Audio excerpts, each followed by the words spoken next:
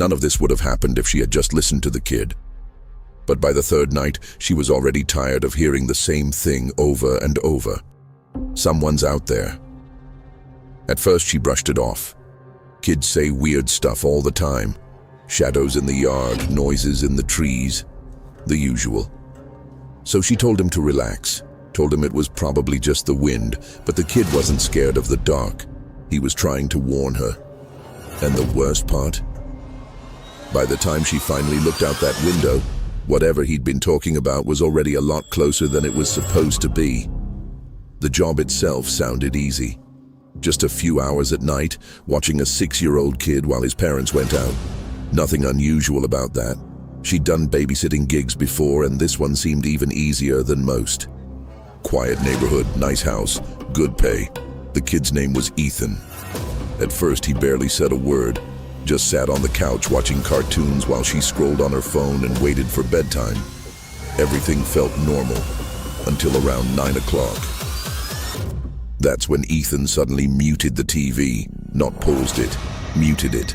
Then he turned his head slowly and looked toward the sliding glass door that faced the backyard. "Did you lock that?" She glanced up from her phone. "The door? Yeah, of course." He didn't look convinced. "Can you check again?" She sighed, but got up anyway. The backyard was dark, just a small lawn and a line of trees behind the fence. Nothing unusual, no movement, no sounds. She checked the lock, slid the curtain closed and turned back to him. "See? All good." He didn't answer, just nodded and turned the TV volume back on. She figured that was the end of it. Kids get weird about nighttime. Nothing new there. Around 10:30, she tucked him into bed. The kid's room was upstairs, facing the backyard. Right before she turned off the light, he said something that made her pause. "Sometimes it stands by the fence first." She frowned. "What stands by the fence?" He stared at the window. "The thing outside." She forced a small laugh. "Buddy, there's nothing outside." But he didn't argue.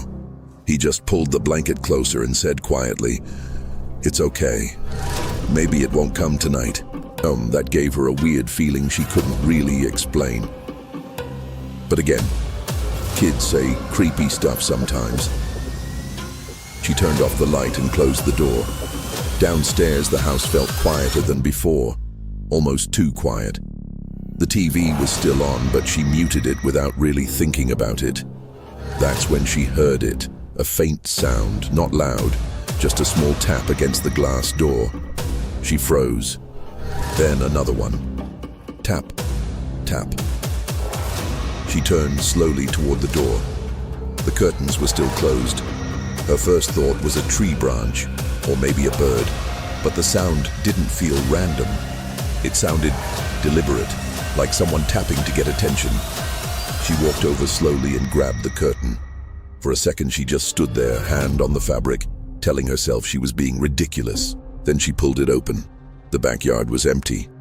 Nothing by the fence, nothing near the door, just the dark lawn and the trees swaying slightly in the wind. She let out a breath and shook her head. "Okay, yeah, I'm definitely overthinking this." She closed the curtain again and sat back on the couch. About 20 minutes later, she heard footsteps upstairs. Light ones. She looked up toward the staircase. Ethan was standing there, half asleep, holding his blanket. "You saw it, didn't you?" he asked. She frowned. "Saw what?" "The thing outside." Her stomach tightened. "No, Ethan. There's nothing out there." He looked confused. Then he glanced toward the backyard door again.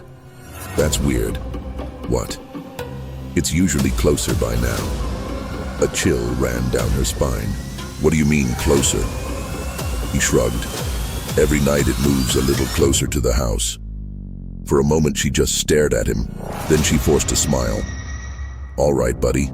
Back to bed." He didn't move, just stood there looking worried. "Did you close the curtain again?" "Yeah." He hesitated, then quietly said, "You should probably leave it closed." She stood there for a second, not really sure why the kid's words were getting under her skin so much. "Why?" she asked.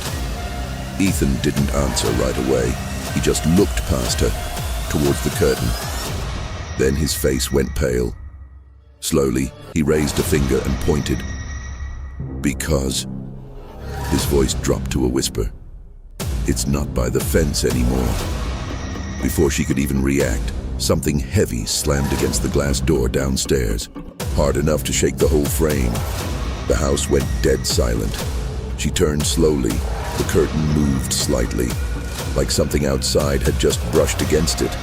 And that's when Ethan said something that made her blood run cold. "I told you it gets closer every night. And if stories like this give you chills, make sure you subscribe, because the next one might be even worse."